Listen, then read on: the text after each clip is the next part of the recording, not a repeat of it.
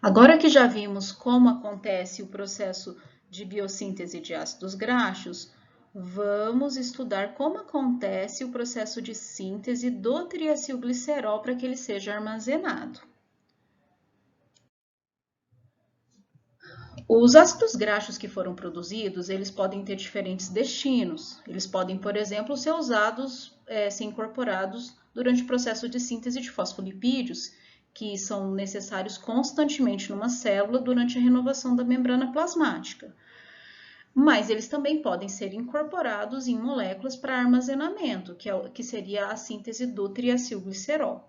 O caminho que ele vai seguir depende da demanda do organismo, do que a célula está precisando, o que o organismo precisa, e aí ele opta por um ou outro caminho.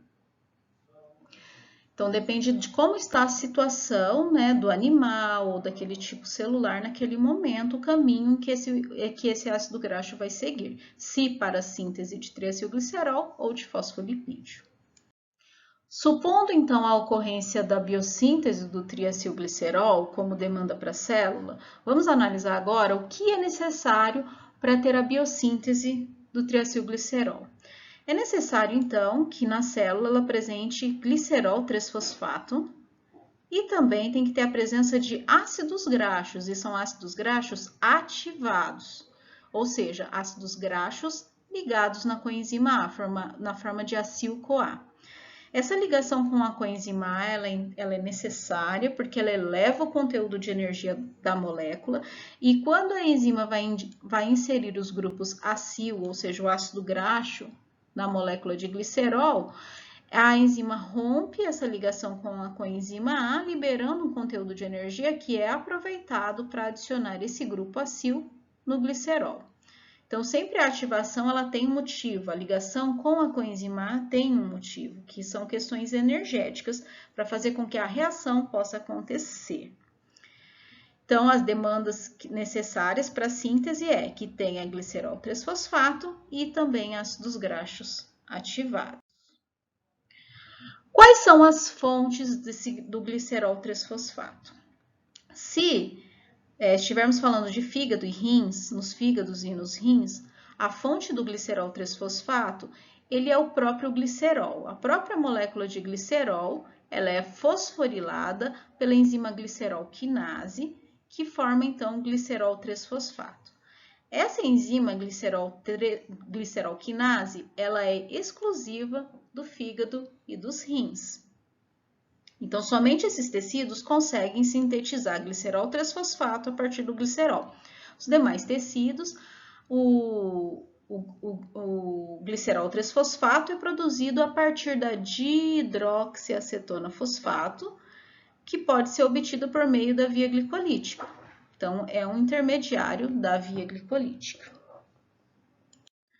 No glicerol 3-fosfato agora vão ser adicionados os ácidos graxos. Observe que os ácidos graxos eles já vêm nessa forma aqui, ativados, são ativados por uma enzima. Então, eu tenho aqui dois ácidos graxos ativados e eles são transferidos, né? A enzima quebra a ligação com a coenzima A, liberando o conteúdo de energia e adiciona esses ácidos graxos aqui na molécula de glicerol. Aqui é o glicerol 3-fosfato e aqui eu tenho dois ácidos graxos ligados. Esses ácidos graxos, eles são adicionados na hidroxila livre, nas duas hidroxilas livres do glicerol 3-fosfato. Então, aqui a hidroxila do carbono 1 e a hidroxila aqui do carbono 2 do glicerol. Formando, então, um intermediário metabólico, que é o diacilglicerol 3-fosfato, conhecido comumente como ácido fosfatídico. E ele é um intermediário importante porque ele é um ponto de divisão na via metabólica entre a síntese de triacilglicerol ou de fosfolipídios. Então, ele acaba sendo um intermediário importante no processo de biossíntese. Então, agora, o ácido fosfatídico que foi produzido, ele pode ter dois destinos, dependendo da demanda da célula. Ele pode seguir a rota de produção de fosfolipídios por meio da adição de um grupo cabeça polar aqui no fosfato, grupos cabeças polares específicos para cada um dos diferentes fosfolipídios, porém detalhes dessa via metabólica nós não vamos entrar nessa disciplina. E no caso, como estamos focando na biossíntese do triacilglicerol, o que acontece agora com o ácido fosfatídico é a remoção desse fosfato, que não está presente no triacilglicerol. Então, ele é removido, e aí o intermediário metabólico agora é um 2-diacilglicerol, quer dizer, é um glicerol que tem dois grupos acil, no carbono 1 e no carbono 2, 1,2-diacilglicerol. Para formar o triacilglicerol, basta adicionar agora aqui um ácido graxo nessa hidroxila livre do carbono 3. E aí vem mais um ácido graxo ativado, a enzima quebra a ligação com a coenzima A e transfere esse ácido graxo aqui nessa terceira hidroxila do glicerol, formando, por fim, o triacilglicerol. Como acontece o processo de regulação da biossíntese do triacilglicerol? A síntese do triacilglicerol é um processo que está relacionado com um armazenamento de um combustível importante, que são os lipídios, na forma de triacilglicerol. E ele não vem por si só, de forma isolada, a sua síntese. Ele está na dependência de uma série de fatores que está principalmente relacionado com a abundância de nutrientes da dieta. Então, supondo, por exemplo, a entrada de muitos carboidratos da dieta, muita proteína da dieta, então chegam muitas glicoses e aminoácidos em excesso, supondo o excesso. Esses nutrientes em excesso, eles precisam ser armazenados. A glicose, nós já vimos que é armazenado como glicogênio, porém, existe uma limitação de armazenamento, porque a molécula de glicogênio, ela requer moléculas de água ao seu redor. Então, ela consegue armazenar muita glicose, porém, ela tem uma limitação, não tem um estoque infinito de glicogênio. Então, toda a glicose que sobra e que já foi convertida em glicogênio e que não precisa mais, já está no estoque máximo, essa glicose precisa ser armazenada, a energia dela. A mesma coisa acontece com os aminoácidos, e com os aminoácidos tem um fator adicional, porque aminoácidos, não existe uma forma de reserva de aminoácidos. Não podemos dizer que o músculo é uma reserva de aminoácidos, porque o músculo do animal, ele tem a ver com a sua função, a sua utilização. Então, o animal que utiliza mais o seu músculo, ele vai ter uma massa muscular maior quantidade. Se o uso é menor, então a massa muscular ela acompanha também e é menor. Não tem a ver com as proteínas obtidas da dieta. Então, por isso que o excesso de proteína não gera um aumento da massa muscular, porque não tem como ser armazenado dessa forma. Então, isso significa que os excessos de proteína da dieta, eles também vão ser armazenados na forma de gordura. Então, esses combustíveis em excesso, eles vão entrar numa rota de produção de acetil-CoA. E esse processo, ele é inclusive estimulado pela insulina, que é um hormônio que vai estar sendo produzido, e ele é sinalizado pela própria glicose, como nós vimos no módulo 2. Então, estimula a produção de acetil-CoA e depois esse acetil-CoA também tem um estímulo para o processo de síntese de ácidos graxos. E aí sim, esses ácidos graxos produzidos precisam ser armazenados na forma de triacilglicerol. Um fato interessante é com relação ao diabetes, que nós vamos analisar mais para o final da disciplina. No diabetes, o indivíduo ele pode ter a falta da insulina, que ele não produz, ou ele pode ter um defeito na sinalização dada pela insulina, que não consegue sinalizar corretamente. Se não tem a insulina ou se ela não sinaliza corretamente, isso não vai acontecer.